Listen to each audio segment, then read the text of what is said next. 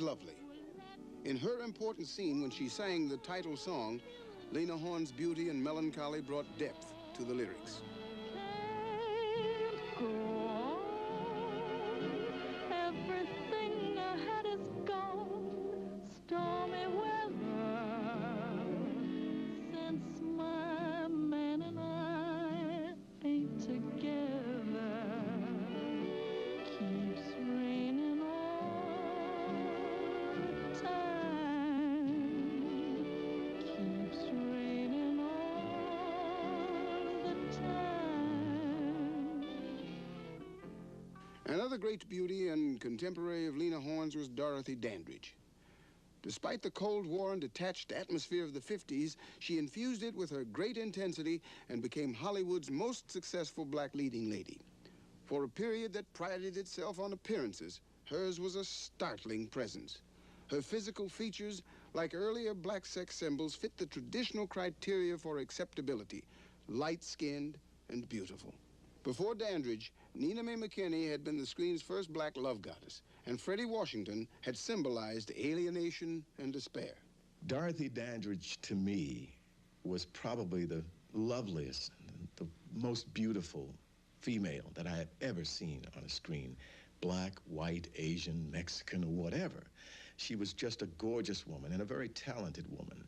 She was the woman that I saw as my the screen image for me of the epitome of beauty. People always think that when you're beautiful, you got it made.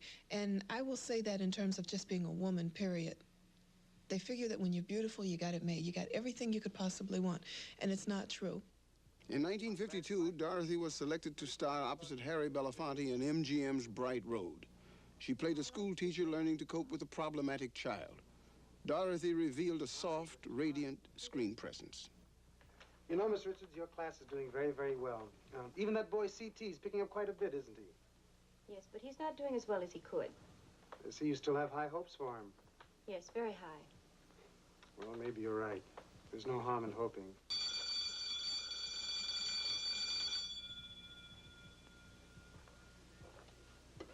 Dorothy Dandridge came to films after a career as a stage entertainer that began as a child. The daughter of a Cleveland minister and an actress, Ruby Dandridge, she performs as a child with her older sister, Vivian, in a vaudeville act billed as the Wonder Kids. At 15, she and Vivian, along with another girl, appeared as the Dandridge Sisters, touring the country with the Jimmy Lunsford Band. Dorothy Dandridge and the Dandridge Sisters. That's I met all the girls when they came to New York to do the Cotton Club show. And then later, Dorothy married one of my buddies, Harold Nicholas. And she was a great person and a beautiful actress. And I never knew that she would turn out to be as good an actress as she did. Carmen Jones, based on the famous opera Carmen, was the 1950s most lavish, most publicized, and most successful motion picture with an all-black cast. The story of how director Otto Preminger decided to cast Dorothy Dandridge for the lead reads like a press agent's dream, but it's true. Initially, Preminger had thought her too wholesome and sophisticated for the role of a whore, but he underestimated the talent, determination, and creative passion of Dorothy Dandridge. She got herself a hairstyle that looked like a woman, a streetwise person, and she wore a peasant-type blouse that fell off the shoulders, and, you know, if she wanted it to. And she wore a black silk skirt, I think it was satin, actually, with a slit on the side. And we went over and we talked it over with her mother, Ruby, and Ruby said, I'll teach you how to walk the way some of these women walk that are enticing men as their whole interest in life. And that was a good contribution also. And so we went back, and Dorothy was dressed in this manner. And when we were escorted into his private, vast offices, Otto just spun around, Preminger. He spun around in his wheelchair. My God, you're Carmen.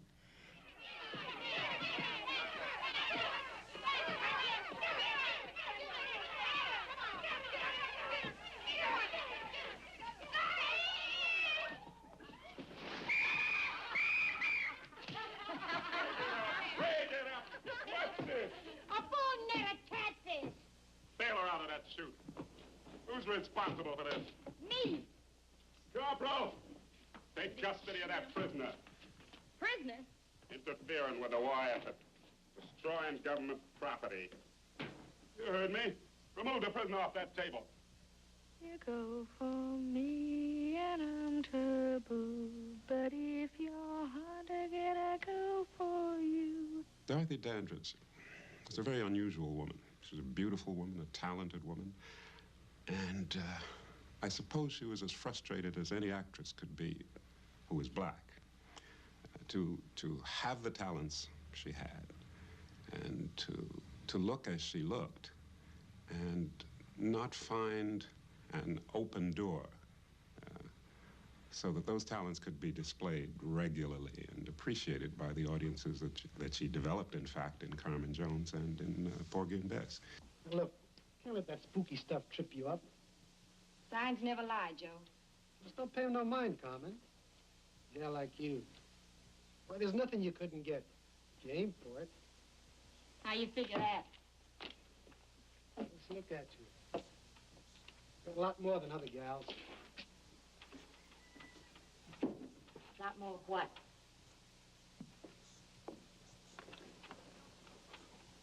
Got your belt on twisted. I'll fix it. What's the matter? Still don't trust me, huh?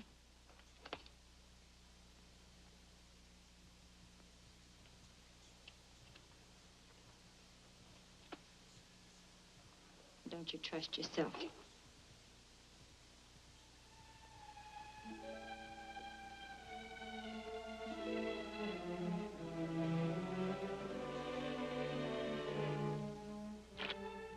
Carmen Jones made Dandridge an international star. Her performance earned her an Oscar nomination as Best Actress of the Year.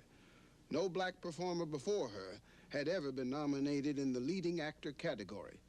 But despite the great fanfare and recognition after her triumph in 1954, she sadly discovered there was no place for her to go. Very few film offers came her way. Ladies and gentlemen, Miss Dorothy Dandridge.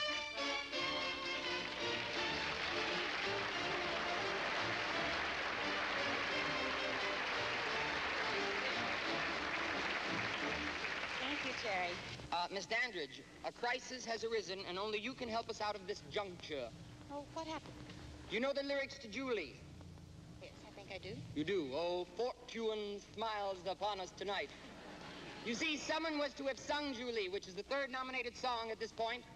Arrangements were made, rehearsals were held, and then at the last minute they decided not to let me do it. Oh, fortune smiles upon us tonight. Very good. And so, the spotlight falls on Miss Dorothy Dandridge as she sings the song Julie.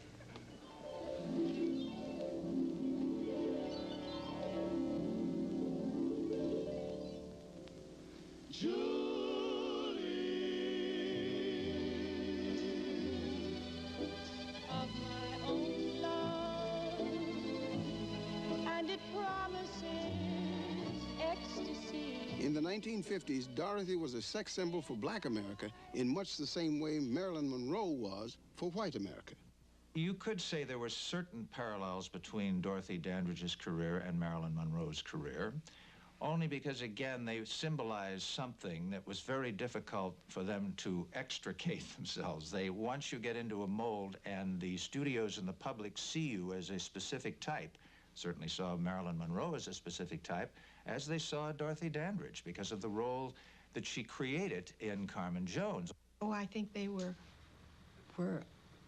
absolutely the black and white of the situation, if you would call it that. Because Marilyn had that same longing and search to be loved for herself and not for what she represented as a sexual symbol. Women are, that's a put down for a woman. It really is. In Robert Rawson's 1957 film Island in the Sun, Dandridge was cast in the first of several interracial love roles. But she never was allowed to kiss her white lover on the screen. How long would it take you to pack? What 2 hours. I don't have very much either. There's a plane leaves for England on Friday. I'll send a car for you. All right. You don't seem very surprised. But are going to England together. Where you go, I go. She was a tragic mulatto.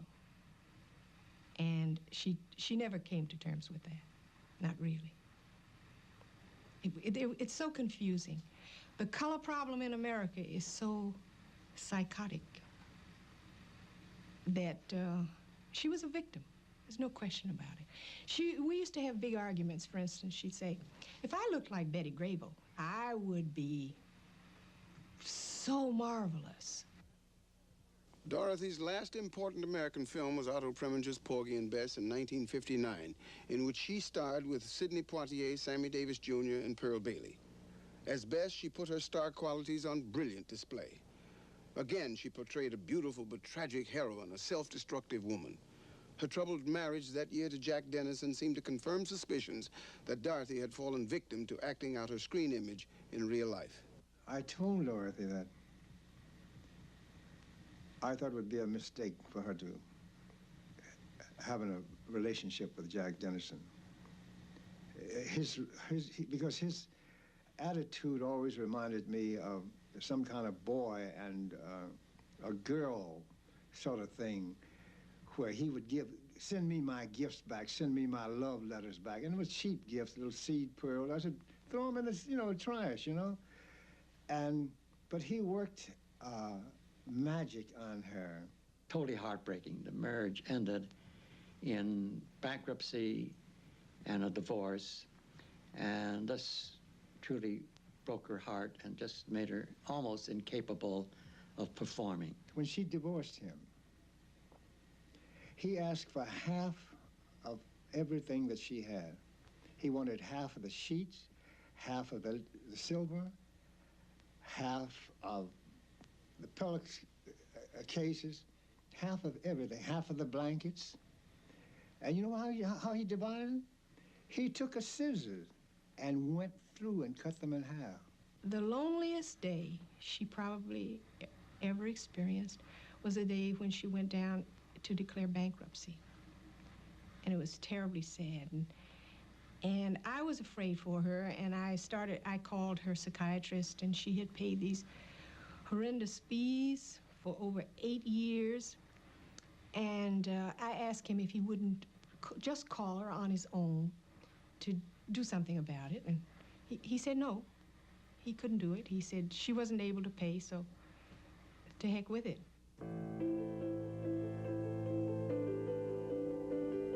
In 1965, at the age of 42, Dorothy Dandridge was found dead from an overdose of antidepressant pills. In a way never before demonstrated by a black actress working in Hollywood, she used her own self-contradictions to fascinate movie audiences. Unfortunately, this brilliant and dedicated performer could not find in Hollywood the opportunity to display her unique talents. Along with